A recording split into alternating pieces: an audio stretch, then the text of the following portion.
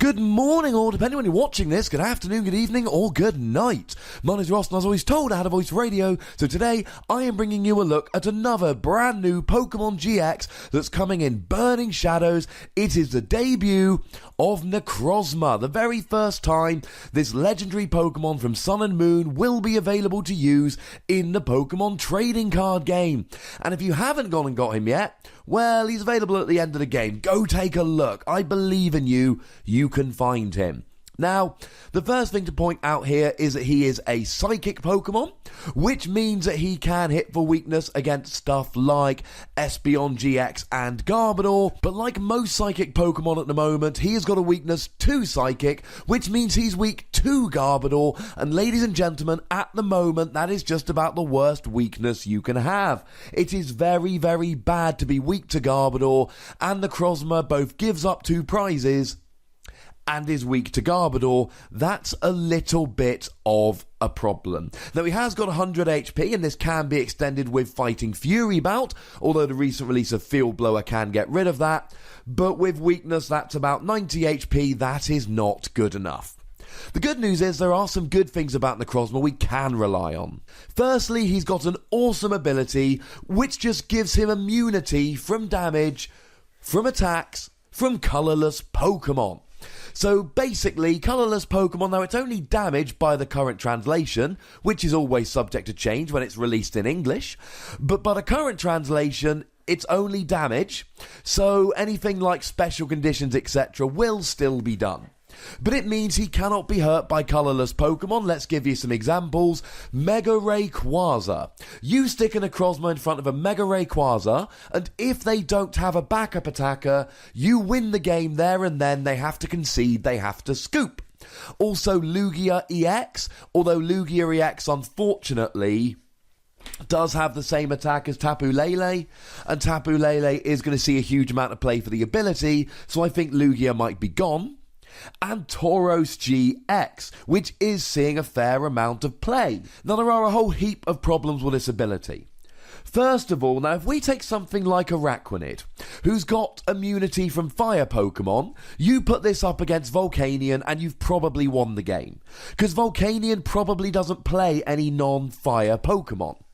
But Rayquaza generally will play something like Mergiana and Metal Energy, or Manaphy and Water Energy, and although these are not great attackers, they give Rayquaza at least an option. It's very rare to find a deck which only plays colourless Pokemon. The other problem is, of course, that this is a basic Pokemon, so not only does the ability get turned off and thus allow a KO from your Garbodor and Hex Maniac, but it also will get turned off by Alolan Muck and Silent Lab. So Rayquaza could, if it really wanted to, just play a 1-1 Muck line for the very rare occasions where it might come up against Necrozma if Necrozma ever became particularly popular. And if we don't love Araquanid for the immunity it has against fire decks, then we really can't like Necrozma for the immunity it has against colourless decks. Araquanid does not get turned off by Silent Lab or Alolan Muck as it's evolved. Araquanid has an immunity against a deck Volcanion that will not play an alternate attacker. Necrozma gets turned off by all forms of ability lock, and what deck is only playing Tauros as an attacker? Or only playing Mega Rayquaza? So as good as the ability looks at first, I'm not loving it. Speaking of things I'm not loving, the first attack is not a good attack. 3 colourless energy, 10 damage. Discard all psychic energy attached to Necrozma. This attack does 60 more damage for each energy you discard in this way. And if we had a really good way to accelerate psychic energy, this could be really, really good. Now, we've got the Rayquaza from Guardians Rising, but I just fear that this deck would be a little bit too slow. You can use Max Elixir, but you can only use Max Elixir for so long, and you could put a double colourless on here, put 1 psychic, attack to discard it. You're doing 70 damage. Now, if you're against an entirely colourless deck, doing 70 damage per turn while they can't touch you is fine. But in any other circumstance, 70 damage per turn really isn't going to do enough. I'm just not loving this attack. If we ever get a situation where we can pile psychic energy onto him, oh, this could be a very nice attack. I suppose the example I'll use here is Genesect EX.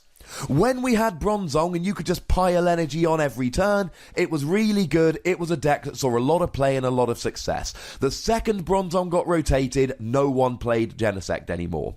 If we had an equivalent for Necrozma, it might see play, but we don't, so it almost certainly won't.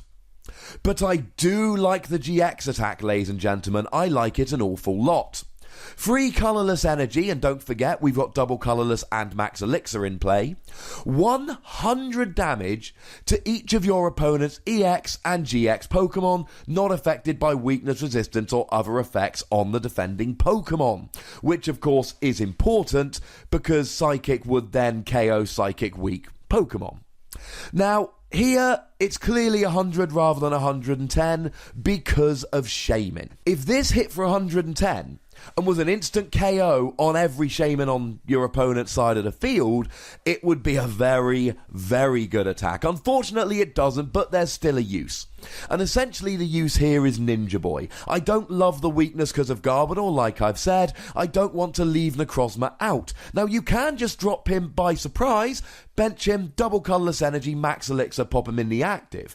But what I really like here is using something like the non-GX Tapu Koko, which as I've said is coming out in the figure collection shortly. And Tapu Koko, for double Colorless energy, does 20 damage to each of your opponent's Pokemon. So you sit there using this, spreading 20 damage for a double Colorless energy, letting it build up, knowing that you're attacking with a non-GX Pokemon that your opponent can KO, but they're not doing a huge amount. It's going nice. And then you Ninja Boy into Necrozma, add a single energy, and now we are off, ladies and gentlemen. That's the key here. You need to be attacking with something like a Tapu Koko, who's a basic and will have a double Colorless. Use a Ninja Boy to switch to Necrozma, who's another basic. You add a third energy and then do 100, and you use this for a late game sweep. 20, 20, 20, 20, and you wait till there are 3 EXs or GXs within 100 damage of being KO'd, drop Necrozma, KO them all, take 6 prizes, win the game straight away. Now this is a gimmick, but it's a gimmick that could work, and in any deck where you're already playing this Tapu Koko, and my understanding is that in Japan a lot of people are playing one of these Tapu Koko in their deck, play one Ninja Boy, one Necrozma.